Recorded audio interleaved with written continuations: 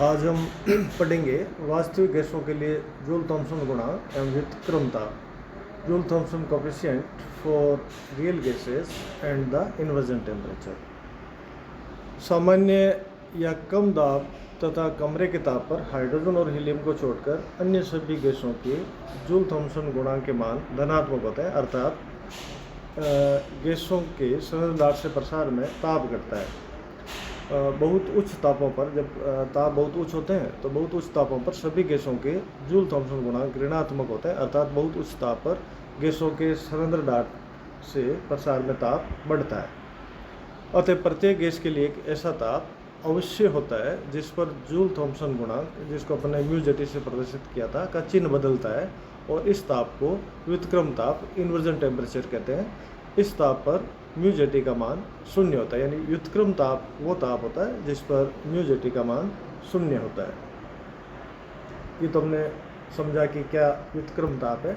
अब हम देखते हैं कि वास्तविक गैसों के लिए जूल थॉम्सन गुणांक म्यू जेटी की गणना कैसे करें। वास्तविक गैसों के लिए जूल थॉम्सन गुणांक की गणना वान डेर वाल समीकरण द्वारा की जाती है, और एक मोल गैस के लिए वान डेर वाल समीकरण को हम निम्न प्रकार व्यक्त करते हैं, इस तरह से व्यक्त करते हैं। हम जानते हैं कि एक मोल आदर्श गैस के लिए वान डेर वाल समीकरण होता है P plus A/V² dot V minus B equals RT। यहाँ P दाब है, V आयतन है, R गैस स्थिरांक है, T ताप है, A और B उस गैस के लिए वान डेर वाल स्थिरांक है। और इस समीकरण को हल करके अपन लिख सकते हैं कि PV बराबर RT minus AV plus AB/V² plus PB, इसको अपन ने समीकरण 1 से प्रदर्शित किया है। चूँकि गैस के वान डेर वाल स्थिरांक A तथा B के मान बहुत कम होते हैं, अतः AB/V² के मान की उपेक्षा की जा सकती है, क्योंकि A और B छोटी राशियाँ हैं, इन दोनों को गुणा करेंगे तो और छोटी राशि हो जाएगी, और उसमें भी V² का भाग देंगे तो राशि बहुत छोटी हो जाएगी, इसलिए इसकी उपेक्षा कर सकते हैं समीकरण 1 में। और समीकरण 1 को अब अपन लिख सकते हैं PV equals RT minus AB plus PB। या इसको हल करें तो हम लिख सकते हैं कि V बराबर RT, यानी P का भाग दिया तो अपने पास आ गया RT/P minus A/PV plus B। इसको अपने समीकरण 2 से दर्शाया। और हम जानते हैं कि एक मोल गैस के लिए PV बराबर RT होता है, या PV बराबर RT लगभग माना जा सकता है। आदर्श गैसों के लिए होता है, वास्तविक गैस के लिए भी अपन ये मान लें।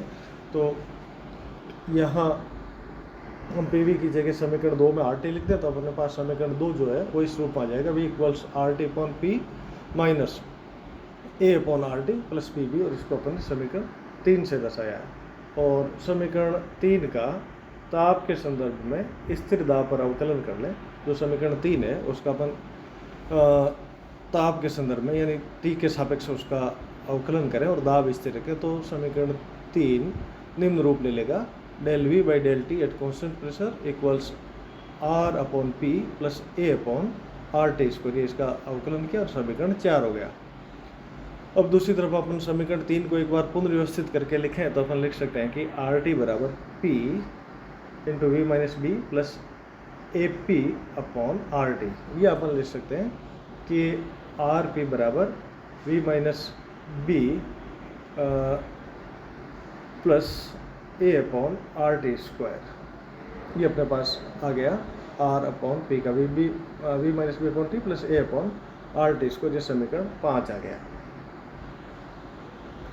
और इस समीकरण 5 से R/P का मान समीकरण 4 में रखें तो अपने पास समीकरण आ जाएगा del V/del T at constant pressure equals V minus B/T plus A/RT² plus A/RT²।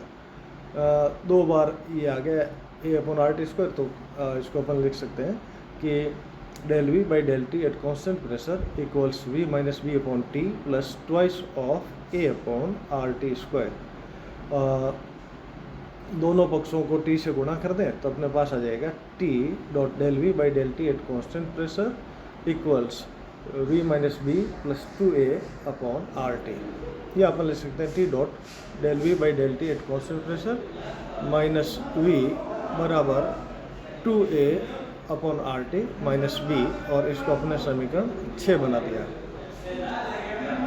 हम जानते हैं कि del T upon del P at constant enthalpy बराबर होता है minus del H upon del P at constant temperature upon C P.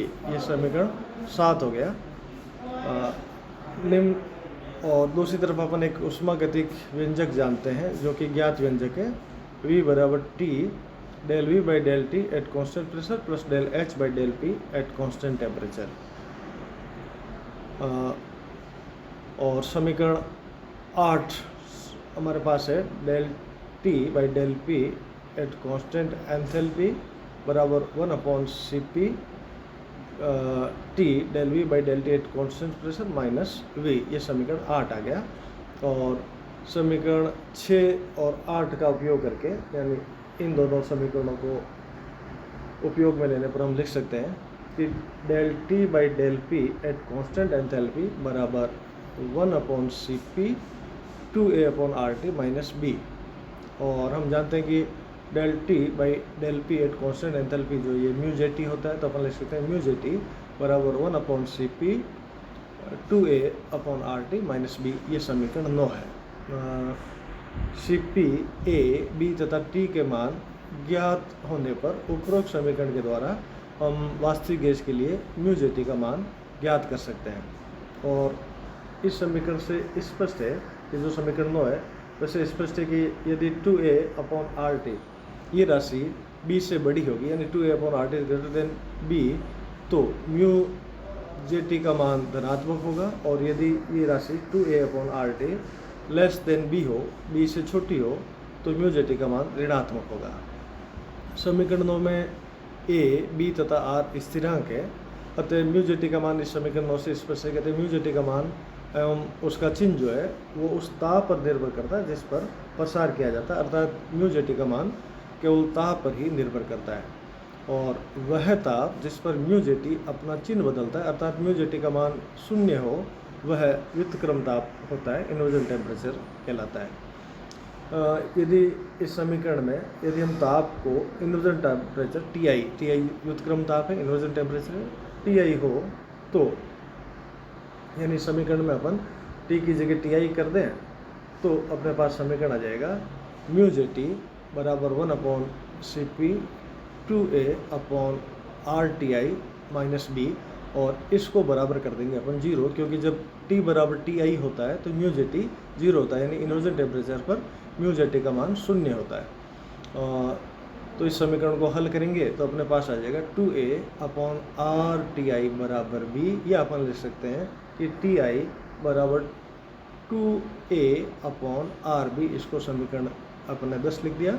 और समीकरण 10 से स्पष्ट है कि किसी भी गैस का व्युत्क्रम ताप उस गैस के वान डर वाल स्थिरांकों पर निर्भर करता है, क्योंकि समीकरण 10 में अपने पास a, b और r है। r तो यूनिवर्सल कांस्टेंट है और गैस विशेष के लिए a और b होंगे, तो स्पष्ट हुआ कि किसी भी गैस का व्युत्क्रम ताप उस गैस के वान डर वाल स्थिरांकों पर निर्भर करता है। किसी गैस के a, b तथा r के मान ज्ञात हो तो उस गैस के लिए टी आई का मान यानी व्युत्क्रम ताप का मान ज्ञात किया जा सकता है।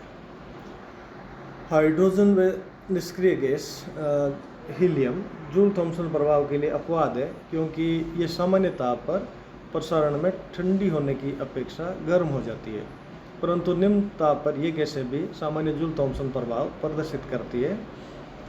ये पाया जाता है कि प्रत्येक गैस एक निश्चित ताप से निम्न ताप पर ही प्रसारित करने पर शीतलन प्रदर्शित करती है, और इस ताप को हम व्युत्क्रम ताप नाम देते हैं। व्युत्क्रम ताप से अधिक ताप पर यदि गैस को प्रसारित किया जाए तो गैस गर्म हो जाती है।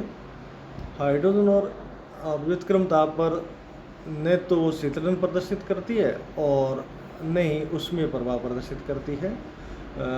हाइड्रोजन और हीलियम के लिए व्युत्क्रम ताप क्रम से -80 डिग्री सेंटीग्रेड तथा -240 डिग्री सेंटीग्रेड है। प्रसारण से शीतलन होने पर जूल थॉम्सन प्रभाव धनात्मक तथा गर्म होने पर जूल थॉम्सन प्रभाव ऋणात्मक कहलाता है। व्युत्क्रम ताप गैस के दाब पर भी निर्भर करता है। व्युत्क्रम ताप से नीचे के तापों पर ही गैसों का प्रसारण कर जूल थॉम्सन प्रभाव से गैसों को ठंडा किया जाता है तथा अंततः द्रवीभूत भी किया जा सकता है। क्लाइड हैम्पसन तथा लिंडे की विधियों द्वारा गैसों के द्रवीकरण में जूल थॉम्सन प्रभाव का ही उपयोग किया जाता है।